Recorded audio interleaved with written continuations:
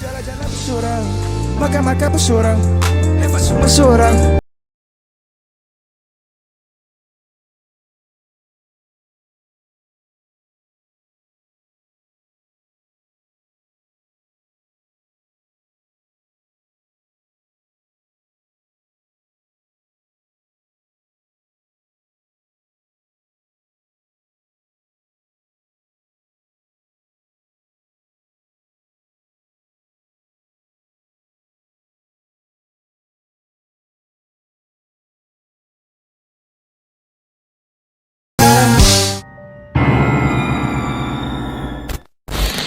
Hey guys, welcome back to my channel Mika Naufal. Hari ni seperti mana yang korang nak dan tertunggu-tunggu selama ini ialah kisah seram Mika Naufal 2021 untuk season 2. Yes, pada hari ni kita tak nak cerita panjang-panjang sangat. Dan saya nak payung-payung sikit lah.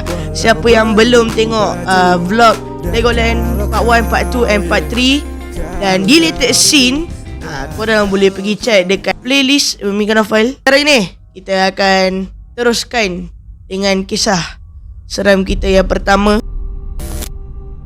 adalah Antrum Movie. Mengisahkan tentang movie yang menyebabkan penontonnya mati. Aku pun tak tahu ya, pelik-pelik sangat video movie ni sampai ada orang mati, ditemui mati. Aku tak tahu sebab apa. Dan kita sinopsis sikit movie ni.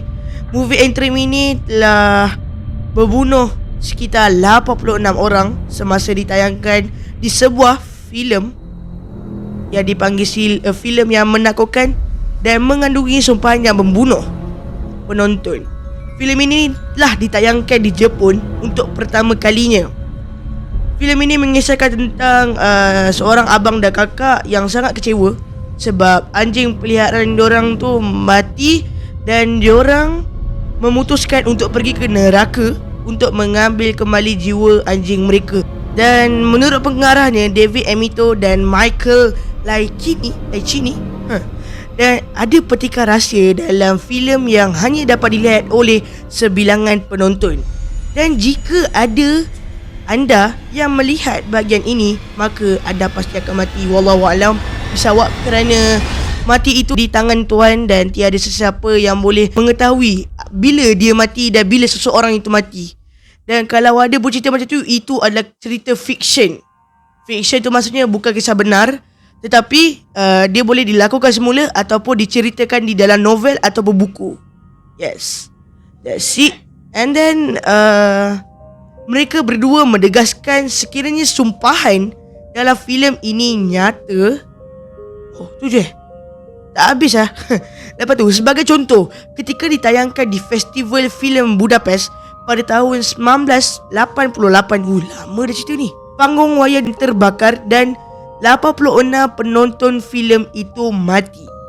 Kejadian serupa berulang di San Francisco pada tahun 1993. Aku harap yang ini kebetulan dan tidak betul lah, sebab ini kita tak tahu macam mana filem ni ada sumpahan. Dan itu hanyalah bomoh-bomoh yang tahu je lah. Tapi dalam kita sebagai orang Islam, kita tak digalakkan untuk percaya benda ni, kerana benda ni ialah boleh melibatkan syirik dan duakan Allah. Kerana kita mempercaya filem ni ada sumpahan ke apa ke, kita tak boleh. Okay.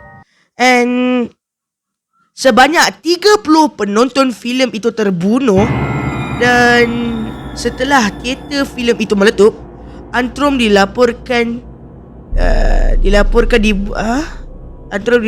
dibuat pada tahun 1970-an. Tetapi muncul semula pada tahun 2018. Penerbit filem seram Eric 13 melihat filem itu di Brooklyn Horror Film Festival setahun yang lalu. Maksudnya filem ini telah dibuat pada tahun 1970, tetapi muncul semula pada tahun 2018 selepas Eric 13 ni dia tengok filem ni pada tahun 2017, iaitu setahun yang sebelum dia release balik filem Antrum ni di Brooklyn Horror Film Festival B. Dan dia mengatakan bahawa dia mahu menunjukkan filem itu kepada penonton yang die hard kepada cerita seram. Dan filem itu telah dibuat semula, aku rasa. Dan itulah sedikit fakta tentang filem Antrum. Itulah kisah seram. Dia tak adalah kisah seram, dia macam kisah sumpahan. Ya, sumpahan yang terletak di dalam movie Antrum ni. Dan ni kita move up ke next cerita, iaitu kisah seram yang kedua, iaitu pengalaman seram di office Adam. Pada suatu malam Jumaat, jam menunjukkan pukul 8.30 malam. Kebetulan hanya Adam je yang OT. Siapa yang tak tahu OT tu? OT tu maksudnya overtime. Ataupun yelah, overtime. Untuk orang sekarang ni susah nak dapat kerja. So bila orang dah dapat kerja tu, dia kerja bersungguh-sungguh. Dan mungkin ada serta-serta kerja yang tak siap lagi, so dia orang OT. OT tu macam overtime. Dia hanya dengar selawat daripada speaker PC dia. Sebab dia buka selawat dekat PC dia. Dan secara tiba-tiba Adam dengar bunyi pintu terbuka. Dan aku nampak Mamat QC ni. Maksud aku tak tahu QC ni apa. Orang panggil dia Panjang sebab dia tinggi. Aku jarang berborak dengan dia.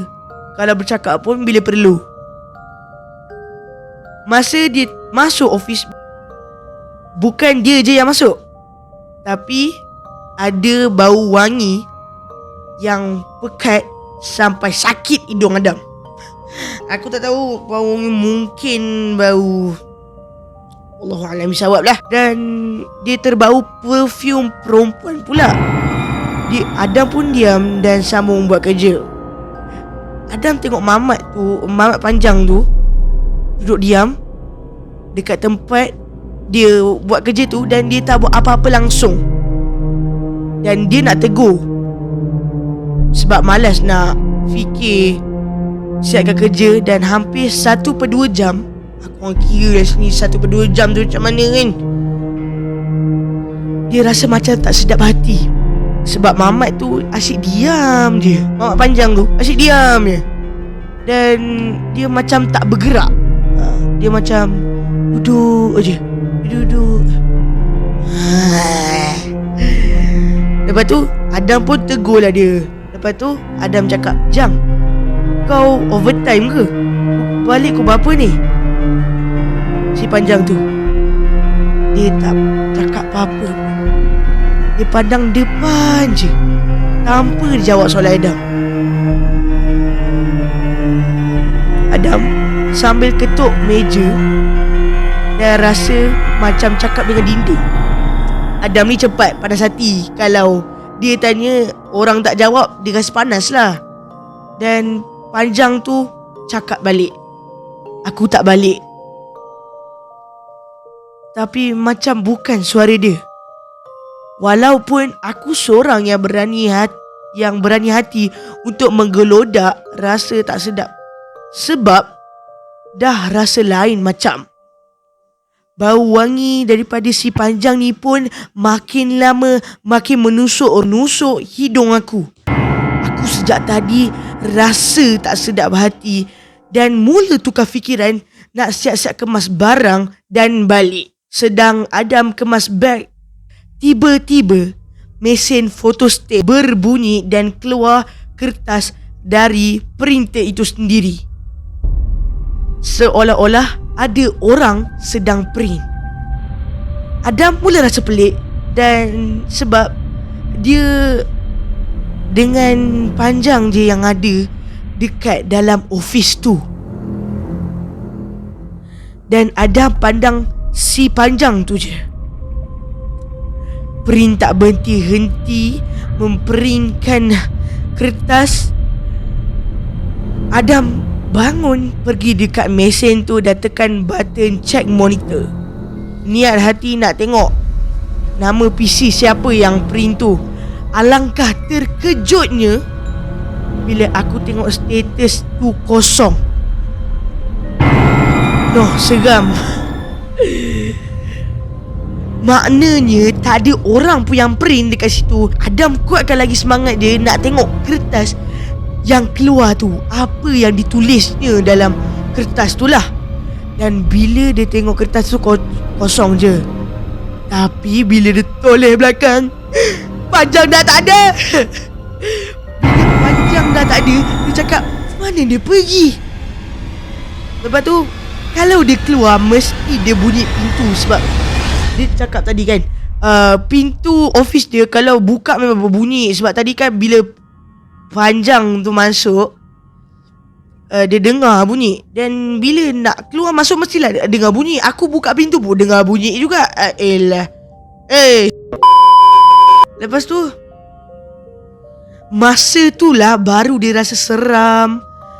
Dan dia terus ambil beg dia dan terus keluar daripada office. Dan dalam perjalanan balik tu, dia buka radio kuat-kuat, tekan minyak ke main laju.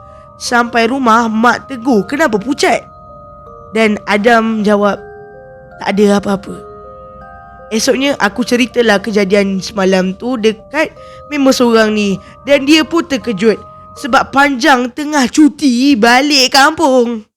Dan aku punyalah takut waktu tu sampai siapa dengan Adam malam semalam. Siapa dengan dia? Okey, kita teruskan kisah seram kita yang terakhir. Kisah seram aku. Bismillah. Okey, okey, cerita dia begini. Sebenarnya semua orang pernah merasa perkemahan di sekolah kebangsaan ataupun sekolah menengah mereka sendiri. Tetapi pada kali ni di sekolah kebangsaan saya, perkemahan kita orang tu memang ada network lah kan. Network tu seperti yang pada siapa viewers yang tak pernah pergi perkemahan, cerita dia beginilah. Perkemahan ni dia semua kena jadi berdikari dan sebagainya. Dan pada waktu malam, pada pukul 3 ataupun pukul 12 macam tu, kami dikejutkan dan untuk bangun ke night walk. Dan sebenarnya itu ialah first time night walk aku dekat sekolah. Dan night walk aku sepanjang aku hidup lah. Dan cerita dia begini. Kami telah diikat seperti dalam cerita Bird Box yang dekat Netflix tu, Box, yes. Kami diikat dekat mata dengan kain hitam. Dan kami kena berjalan ikut ruang lah, ikut kita orang punya kumpulan. Dan apa yang terjadi pada aku, facilitator kat situ dia cakap tutup mata tau, tutup mata. Dan aku mengingkap arahan facilitator aku tu. Dan aku membuka mata aku. Dan aku ternampak ada bayangan-bayangan berwarna putih. Bayangan berwarna putih. Nampak bayangan lah, bayangan. Dan aku time tu dah rasa seram. Aku macam cikgu ke tu kan. Tapi pintu pagar dah tutup sebab aku nampak dekat tingkat 2. Dan aku macam pagar dah tutup. Takkanlah. Aku time tu aku dah seram lah. Bila kita orang telah diambil dan dipecah-pecahkan, aku cakap balik dekat facilitator, Kak Fesi, tadi kan saya sorry lah sebab saya ingkar arahan. Saya buka mata saya dan saya dalam kain tu. Dan aku cakap lah, saya nampak ada macam bayang-bayang lah, bayang-bayang hitam macam tu yang dekat atas tingkat 2. Dan dia cakap, tak ada sebab kita orang dah tutup dah pagar semua. Sudah kat situ. Aku tanya kawan-kawan aku balik, kau nampak tak time korang tengah jalan-jalan tu? Diorang cakap tak ada. Seram dah ni. Aku macam lantak lah. Tidur lah sebab aku tak boleh tidur tu. Aku tak boleh tidur. Dan aku rasa tu malam pertama kot aku kat situ. Dan malam pertama dah ada kena night walk. Dan malam yang aku nak tidur tu, aku tak boleh tidur. Malam yang aku nampak tu, aku tak boleh tidur. Dan keesokan malamnya baru aku boleh tidur. Sebab aku duduk kat situ 3 hari 2 malam. 3 hari 2 malam. Pada malam pertama aku tak dapat tidur. Pada malam kedua baru aku tak dapat tidur. Baru aku dapat tidur. Itulah kisah seram kita pada kali ini. Thanks guys for watching. Jangan lupa like, subscribe, share and turn on notification mode dekat sebelah butang subscribe. Dan sehingga kita berjumpa lagi di next video yang akan datang. Dah tertumpah lampu cahaya, masih harap tak hilang sinarnya. Dan bahaya kan sentiasa teruskan ada tu, kerana ku perlu cahaya. Aku mencari